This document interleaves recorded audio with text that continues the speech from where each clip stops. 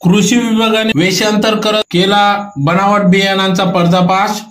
मनोज सिसोदियांच्या ट्रॅपला यश, तर लक्झरी मधून 18 लाखांचा माल जप्त।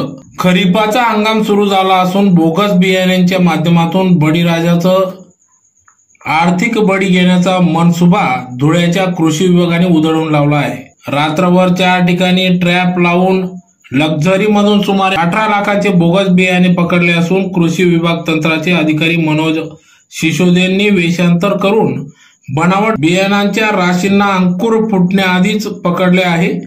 या संदर्भात शहर पोलिसात व तालुका पोलिसात गुन्हा दाखल होण्याची प्रक्रिया उशिरापर्यंत सुरू होती। गुजरात मधून येणाऱ्या ट्रॅव्हल्स मधून बोगस बनावट बियाण्याची वाहतूक होत असल्याची माहिती जिल्हा परिषदेचे कृषी विभागाच्या पथकाला मिळाली।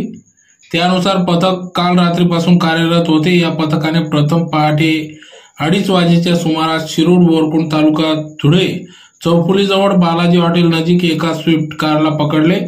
त्यातील एक इसम हा वाशिम येथून बोगस बियाणे घेऊन येत होता। त्याच्याकडून 3,42,000 रुपयाचे बोगस बियाणे जप्त करण्यात आले। त्यानंतर पथकाने पहाटे 4 वाजेपासून धुळे शहरातील शिवतीर्थ चौकात गुजरातहून येणाऱ्या ट्रॅव्हल्सची तपासणी सुरू केली। त्यात अहमदाबाद, अकोला, अहमदाबाद, नांदुरा जाणाऱ्या विजय ट्रॅव्हल्स मधून 50 पाकिटे आणि JNBS ट्रॅव्हल्स मधून 1200 बनावट बियाण्याची पाकिटे मिळून आली।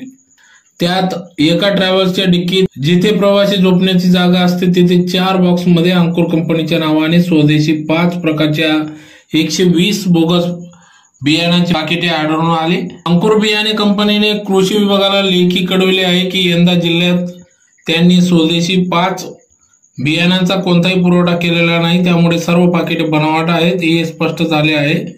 कंपनीने फोनवर देखील सांगितले ही पाकिटं आमची नसून बनावट आहेत। ही बोगस बियाण्याची पाकिटं नांदुऱ्याकडे जाणाऱ्या एका व्यक्तीने मागविल्याची माहिती समोर आली असून त्याच्यावर गुन्हा दाखल करण्याची प्रक्रिया शहर पोलिसात सुरू होती। या बनावट बियाणांमुळे शेतीचे मोठे नुकसान होत असते, यात शेतकऱ्यांचे आर्थिक फसवणूक देखील होते। तर सदरची कारवाई नाशिक विभागाचे विभागीय कृषी सहसंचालक सुभाष काटकर, जिल्हा अधीक्षक कृषी अधिकारी सूरज जगताप, विभागीय सहसंचालक उल्हास ठाकूर, तंत्र अधिकारी मनोज कुमार सिसोदे, जिल्हा गुणवत्ता नियंत्रण निरीक्षक अरुण तायडे, पंचायत समितीचे कृषी अधिकारी जगदीश बोराडे, कृषी सहाय्यक मनोज पाटील, नितीन मासोडे अशा भरारी पथकाने सदरची कारवाई केली। संपूर्ण धुळे विभागातून बोगस बियाणे चेकिंग, तपासणी, गुणवत्ता कामी नमुना घेणे इतके कर्तव्य व अधिकार माझ्या निर्दिष्ट आहेत।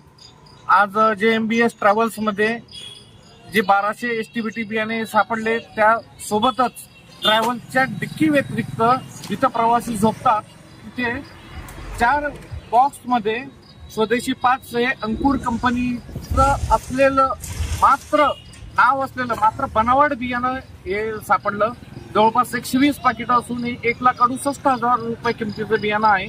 अंकुर कंपनीने कृषी विभागाला लेखी स्वरूपात कळवलं आहे की या वर्षी आमच्या तर्फे कुठलाही एका पाकिटाचाही पुरवठा जिल्ह्यातील शेतकऱ्यांना होणार नसून, महाराष्ट्रातील शेतकऱ्यांना होणार नसून जे काही पाकिट आहेत ते बोगस असतील असा याचा अर्थ निघतो। त्याप्रमाणे आम्ही अंकुर कंपनीशी संपर्क साधला असता ही पाकिटे आमची नसून ही पूर्णतः बनावट पाकिटं आहेत। त्यामुळे नांदुऱ्याला जाणाऱ्या एका व्यक्तीने हे बियाणं बोलवलेलं होतं, त्या व्यक्तीवर FIR नोंदवण्याचं काम सिटी पोलीस स्टेशन मध्ये आता थोड्या वेळात आम्ही चालू करूया। नेमकी कारवाई झाली, आपलं अगोदर नाव सांगा, नेमकी काय कारवाई करण्यात आली? माझं नाव अरुण श्रीराम तायडे, जिल्हा गुण नियंत्रण निरीक्षक, जिल्हा अधीक्षक कृषी अधिकारी कार्यालय धुळे। माझं कार्यक्षेत्र संपूर्ण धुळे जिल्हा आहे आणि बियाण्याची गुणवत्ता तपासणी, बोगस येणारे बियाण्यावर छापे टाकणे, नमुने घेणे इत्यादी माझ्या कर्तव्यामध्ये निर्दिष्ट केलेले आहेत। तरी आज म्हणजे काल रात्रीपासून आमचं पथक, त्या पथकामध्ये नाशिकचे गुणवत्ता नियंत्रण अधिकारी उल्हास ठाकूर, त्यानंतर उपविभागीय कृषी अधिकारी कार्यालयातील तंत्र अधिकारी श्री मनोज कुमार सिसोदे व त्याच्यानंतर कृषी अधिकारी जगदीश बोराडे आणि तदनंतर आमच्या शासकीय पंच श्री मनोज पाटील व आमचे नितीन मासोळे, आमच्या सर्व पथकाने रात्रीभरपासून फिरून जिल्ह्यात 3 कारवाया केलेल्या आहेत।